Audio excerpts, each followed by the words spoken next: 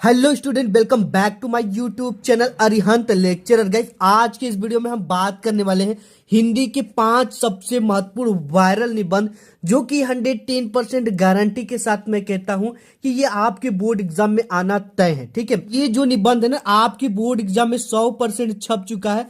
आपको केवल जाकर इसे उतार देना है। ठीक है, 100% गारंटी, इसके बाहर से कुछ भी नहीं आने वाला है।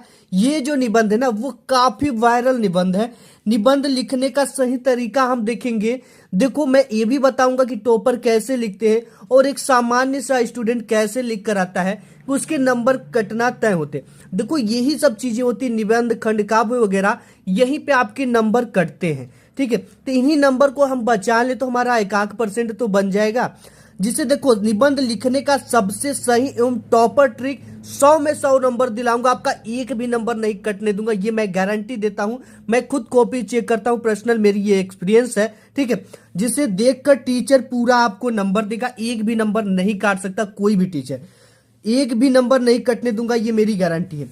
अगर आप 10th 12th में हो, आपने इस वीडियो पे क्लिक किया है, तो आप बहुत बड़े लकी इंसान हो, क्योंकि आपके बोर्ड एग्जाम में जो निबंध के नंबर है वो फिक्स हो चुके हैं। ठीक है, बात करेंगे कि एक ही निबंध के दो तरह के छात्र लिखते हैं। दो छात्र लिखते, एक नॉर्मल छात्र लिखता है, जिसका अगर आपके बोर्ड एग्जाम में निबंध जो 7 मार्क्स के आते हैं, ठीक है, आपके हाई स्कूल में 7 मार्क्स के आते हैं, तो ये दो, इसको 7 मार्क्स एक नॉर्मल छात्र को कितना मिलता है, 4 नंबर से ज्यादा नहीं ला पाता है। ठीक है, 4 नंबर से या 3.5 नंबर से ज्यादा नहीं ला पाता है। वहीं एक टॉपर स्टूडेंट की बात करें तो ये 7 में 7 पूरा नंबर लेकर आ जाता है। ठीक है, कैसे लेता, मैं सब कुछ दिखाऊंगा कि ये कितने बार पेपर में आए हुए सभी निबंध, पेपर भी आपको दिखाऊंगा। दोनों के नंबर अलग अलग क्यों मिलते भाई, ये क्या गलती कर दिया कि इसको 7 में केवल 7 में कितने नंबर मिले, 4 नंबर, और ये क्या ट्रिक लगा दिया कि इसे पूरे के पूरे नंबर मिल गए। ज्यादा लिखा है नहीं भाई, ये टेक्निक से लिखा है, वो टेक्निक हम देखने वाले हैं।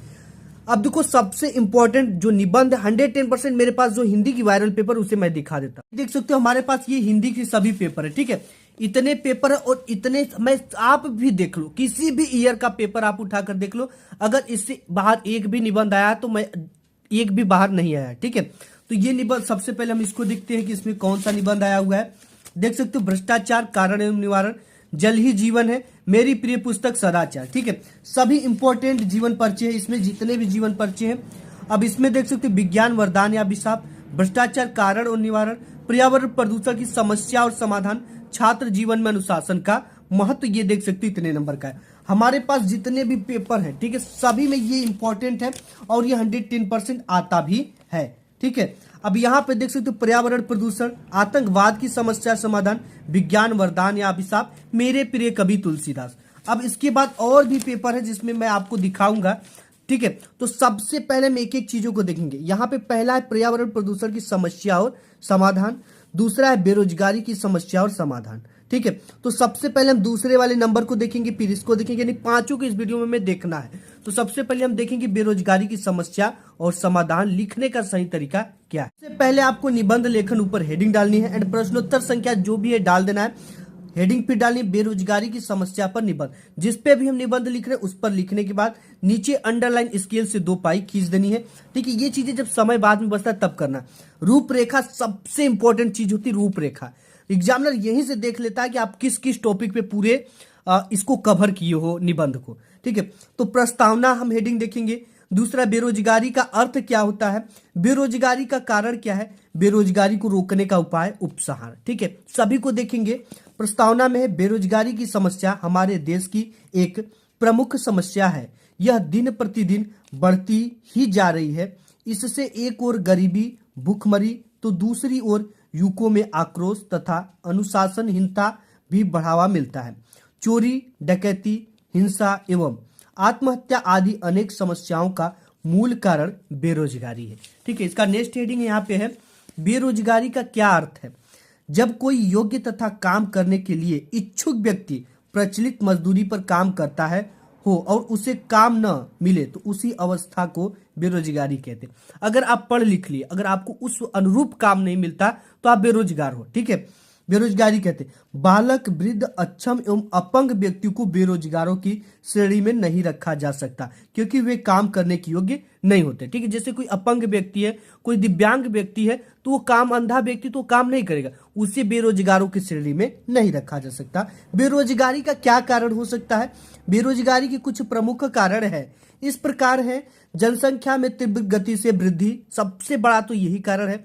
शिक्षा का अभाव, वैज्ञानिक उपकरणों का अधिक मात्रा में उपयोग, जेसीबी या मशीन आ गई जहां पे मजदूरों को काम मिलता था, जो 5 दिन का काम होता था 1 घंटे में खत्म हो जा रहा है। अनेक प्रकार की मशीनों का निर्माण, भारी संख्या में शरणार्थियों का आगमन, मानसून की अनियमितता, श्रम की मांग एवं पूर्ति से असंतुलन एवं सरकारी नौकरी में कमी इत्यादि बेरोजगारी का कारण है। ठीक है, देखो हमारे भारत में क्या करते हैं कि जैसे बॉर्डर से सटा हुआ जो देश है, जैसे नेपाल, जहां से आने जाने में कोई पाबंदी नहीं, तो लोग आकर क्या करते हैं, भारत में बस जाते हैं। यहाँ की करेंसी भी मजबूत है, वहां की करेंसी कमजोर है। नेक्स्ट हेडिंग देख लेते हैं इसमें, तो यहाँ पे है बेरोजगारी को रोकने का उपाय। अब देखो ये जो लिख कर आओगे ना तो आपको पूरा का पूरा नंबर मिलेगा, एक भी नंबर नहीं कटेगा।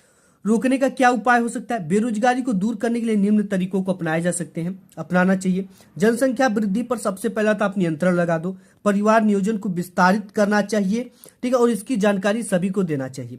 शिक्षा को विकसित करना, कुटीर उद्योगों का विकास करना, देश में व्यापक स्तर पर औद्योगिकीकरण शुरू करना, कृषि के विकास के साथ साथ पशुपालन तथा मुर्गी पालन को भी विकसित करना। ठीक, जैसे आप भी गांव में अगर कोई हो तो लोग बकरे का पालन कर देते हैं, मुर्गी का पालन कर देते हैं, बत्तख जिला लेते हैं, जिससे उनका गाय भैंस पाल लेते हैं, दूध भी बेच लेते हैं, उनसे रोजगार चलता है।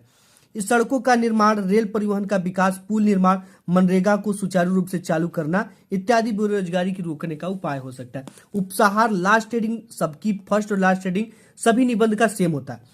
उपसंहार है कि बेरोजगारी को दूर करने के लिए हमें एकजुट होकर प्रयास करना चाहिए एवं कम दरों पर काम नहीं करना चाहिए। हमें स्वयं को छोटा धंधा शुरू करके लोगों को रोजगार देना चाहिए तथा बहुत ही जरूरत पड़ने पर मशीनों का उपयोग करना चाहिए। ज्यादा से ज्यादा मजदूरों को हमें रोजगार देना चाहिए। नेक्स्ट देख लेते हैं। नेक्स्ट इसमें हम देखेंगे चौथे नंबर का। ठीक है, भ्रष्टाचार कारण और निवारण। कैसे कारण क्या है भ्रष्टाचार का और इसका निवारण कैसे किया जा सकता है? देखो, भारत में अनियंत्रित भ्रष्टाचार कारण और निवारण। ठीक है, प्रश्नोत्तर संख्या ऊपर निबंध लेखन डाल देना। ठीक, मैंने पहले में आपको बता दिया। रूपरेखा, प्रस्तावना में हम देखेंगे हेडिंग, भ्रष्टाचार का अर्थ देखेंगे, भारत में बढ़ता भ्रष्टाचार देखेंगे, भ्रष्टाचार के क्या कारण हो सकते हैं ये देखेंगे, भ्रष्टाचार को दूर करने का उपाय क्या हो सकता है ये देखेंगे, उपसंहार देखेंगे। यानी पूरी हेडिंग के अंतर्गत हम पूरे निबंध को देखने वाले।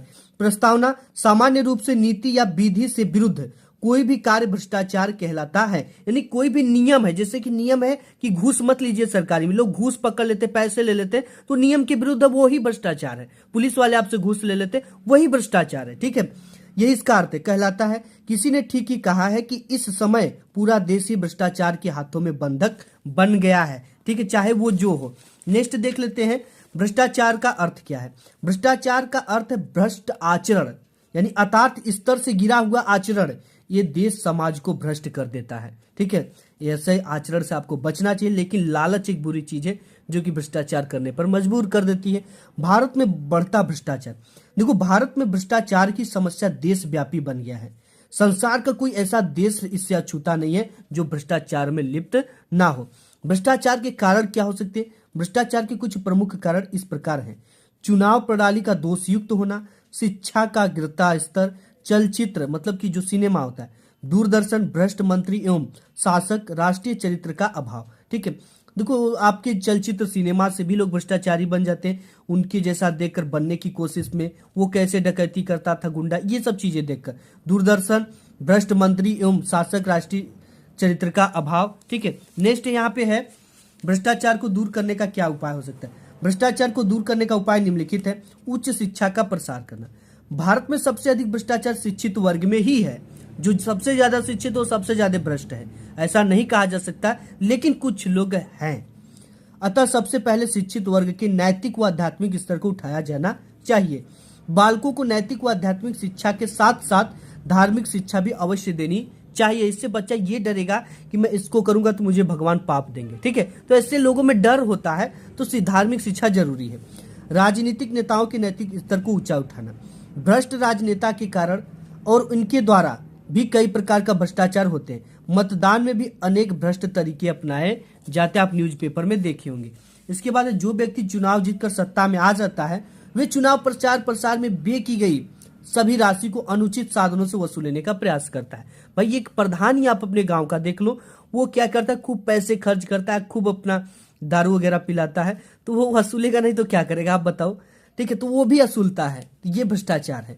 दंड व्यवस्था में सुधार, देखो भ्रष्टाचार को दूर करने के लिए आवश्यक है कि दंड व्यवस्था में सुधार किया जाए, यानी इसे कड़ी से कड़ी दंड दिया जाए जो ऐसा करते हैं।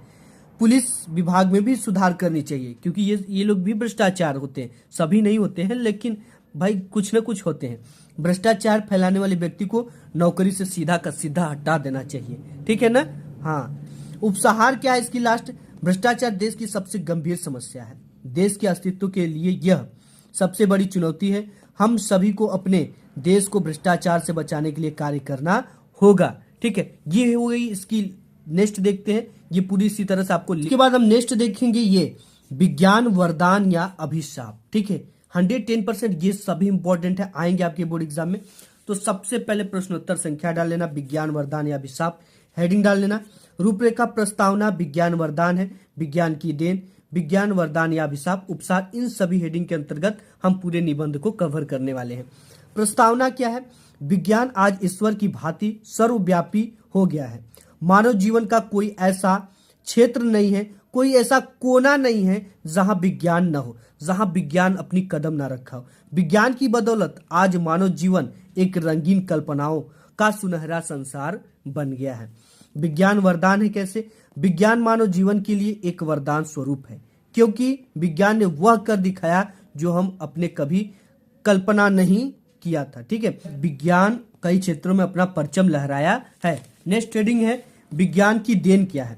परिवहन के क्षेत्र में पहले लंबी यात्राएं स्वप्न सी लगती थी, किंतु आज रेलों, मोटरों और वायुयानों व आज के वैज्ञानिक साधनों के द्वारा मनुष्य ने चंद्रमा पर भी अपने कदमों के निशान बना दिए हैं। जी, संचार के क्षेत्र में मोबाइल टेलीफोन के द्वारा सेकेंडों में संदेश भेजा जा सकता है और भेजा जा भी रहा है, ठीक है।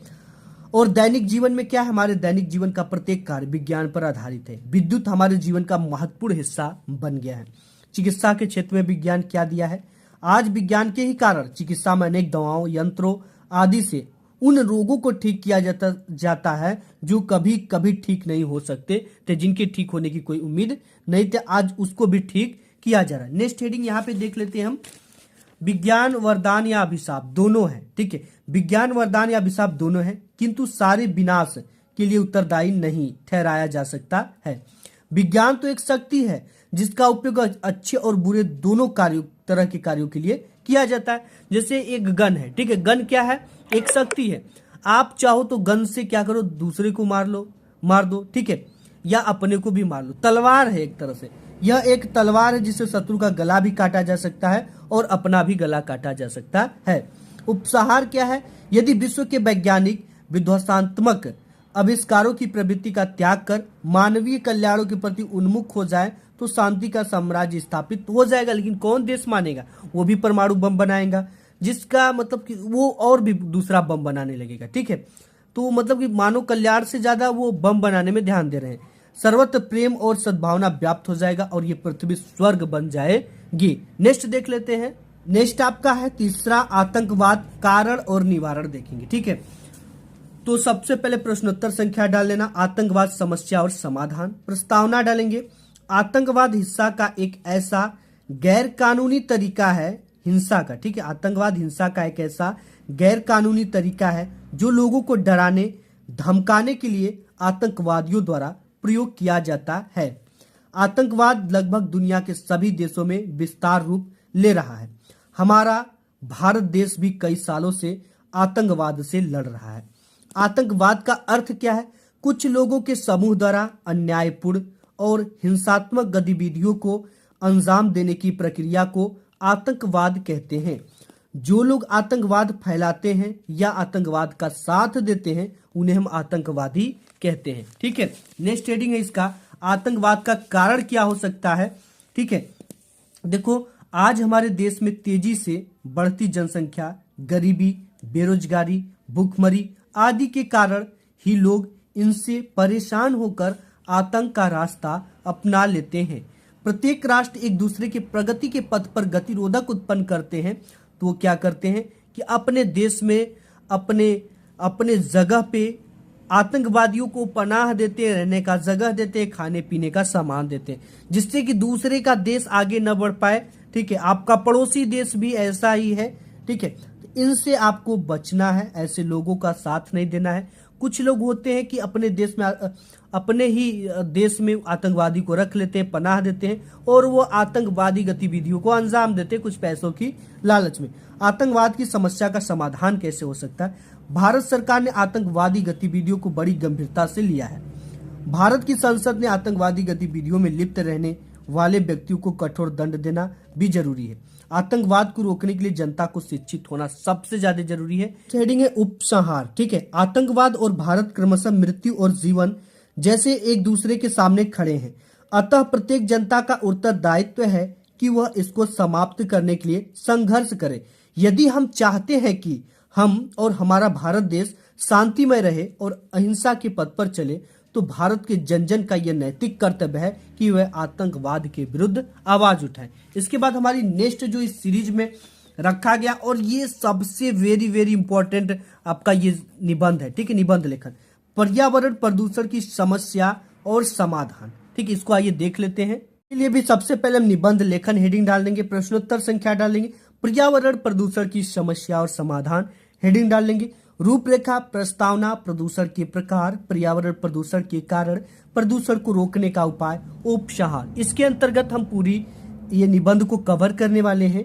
प्रस्तावना है, विश्व में तेजी से बढ़ती जनसंख्या पर्यावरण प्रदूषण का कारण है। प्रदूषण का अर्थ स्वच्छ वातावरण में ही जीवन का विकास संभव है।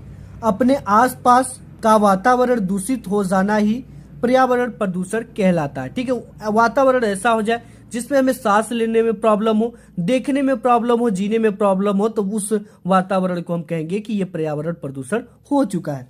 प्रदूषण के प्रकार, आज के वातावरण में प्रदूषण निम्न रूपों में दिखाई पड़ता है। हेडिंग नेक्स्ट पेज पे है। किस किस रूप में हमें दिखाई देता है? वायु प्रदूषण, जल प्रदूषण, ध्वनि प्रदूषण, रासायनिक प्रदूषण, ठीक है, रेडियोधर्मी प्रदूषण, और भी कई तरह के प्रदूषण है। ठीक है, जो कि मोबाइल फोन आने से रेडियोधर्मी प्रदूषण बढ़ गया। वायु प्रदूषण, वायु प्रदूषण में विशेष प्रकार की गैसें अपने विशेष अनुपात में उपस्थित हैं। जीवधारी अपने क्रिया में ऑक्सीजन व कार्बन डाइऑक्साइड का उपयोग करते हैं। मानव अपनी आवश्यकता के कारण वायु को प्रदूषित कर रहा है। ठीक है, देखो आज हमको आवश्यकता है हर एक चीजों की। ठीक है, 4 व्हीलर की टायर बन रही है, तो जहां पे ये कंपनी लगाया जाए तो वहां पे काफी ज्यादा धुआं निकलता है, जिससे हमें पर्यावरण प्रदूषित हो रहा है। ठीक है, इसके लिए हमें जो कंपनियां होती हैं उसे गांव देहात से दूर बनानी चाहिए, शहर से दूर बनानी चाहिए, और जो भी उसकी धुआं का निकास चिमनियों के द्वारा करना चाहिए। जल प्रदूषण क्या है? जल का हमारे जीवन में सबसे महत्वपूर्ण योगदान है। हम कहते हैं कि वाटर इज लाइफ, जल ही जीवन है। ठीक है, आप देखोगे कि आपके गांव की जो टंकी होती है उस पर भी ये चीजें लिखी होती है। अगर इस चीज को लिखते हो तो ब्लैक से बोर्ड एग्जाम में लिखना। ठीक है, कोटेशन के भी नंबर मिलते हैं और ये काफी ज्यादा आकर्षक होते हैं और ये निबंध में 4 चांद लगा देते हैं। आपको जो कोटेशन पता हो निबंध लिखने से पहले उसे लिख सकते हो, ब्लैक पेन से लिख सकते हो। इससे टीचर काफी खुश होते हैं और बच्चे लिखते भी, कॉपी चेक करते समय मिलता भी है। देखो, जल का हमारे जीवन में सबसे महत्वपूर्ण योगदान है। हम कहते हैं जल ही जीवन है। जल में कुछ तत्व जैसे खनिज लवण, कार्बनिक, अकार्बनिक गैसें आदि का अधिक मात्रा में हो जाने के कारण जल प्रदूषित हो जाता है। नेक्स्ट हेडिंग हम देखेंगे इसमें है कि ध्वनि प्रदूषण। ध्वनि प्रदूषण आज की एक नई समस्या है। इसे वैज्ञानिक प्रगति ने फायदा किया है, जैसे मोटर कार, ट्रेन तथा कारखाने, मशीनें, लाउडस्पीकर आदि से ध्वनि प्रदूषण बढ़ जाता है। रासायनिक प्रदूषण क्या है? आज के आधुनिक खेती से रासायनिक प्रदूषण तेजी से बढ़ रहा है। अत्यधिक जनसंख्या वृद्धि के कारण उपज में वृद्धि के लिए दवाइयों व कीटनाशकों का उपयोग किया जा रहा है। ठीक है, किसान अपने फसलों को बचाने के लिए, उसे अच्छा ग्रो कराने के लिए अंधाधुंध दवाई का छिड़काव करता है और उस दवा को हम और आप खाते भी हैं। प्रदूषण के कारण, पर्यावरण प्रदूषण का सबसे बड़ा कारण विश्व में तेजी से जनसंख्या वृद्धि है। विश्व की जनसंख्या आज सुरसा की भांति विकराल रूप धारण धारण की है, ठीक है। और दूसरा कारण विज्ञान है, मानव पर भी इसका बैड इफेक्ट पड़ रहा है। प्रदूषण को रोकने का क्या उपाय हो सकता है? बढ़ती हुई जनसंख्या पर रोकथाम तथा अधिक से अधिक वृक्षारोपण किया जाए, जल में कचरे व मृत शवों को न बहाया जाए तथा धुआं से बचने के लिए कल कारखाने को वहां बनाया जाए जहां जनसंख्या कम हो। उपसंहार क्या है? इसके लिए हम सबको मिलकर पर्यावरण को बचाना होगा। प्रदूषण की समस्या आज पूरे विश्व में है, इसके लिए शासन व सरकार को भी पूर्ण रूप से इस पे ध्यान देना चाहिए और पर्यावरण प्रदूषण को बचाने के लिए जितना भी हो सके उचित कार्य करना चाहिए। तो ये है आपके टॉप 5 निबंध, 110% गारंटी, 100% गारंटी, इससे बाहर एक भी निबंध नहीं आएंगे और पूरा आप 7 नंबर फोड़ कर आओगे बोर्ड एग्जाम में, ठीक है। तो अपने फ्रेंड को भी शेयर कर देना इस वीडियो को। आज की इस वीडियो में बस इतना ही। वीडियो पसंद आए तो लाइक जरूर करिएगा। मिलूंगा एक नेक्स्ट वीडियो में, तब तक के लिए धन्यवाद।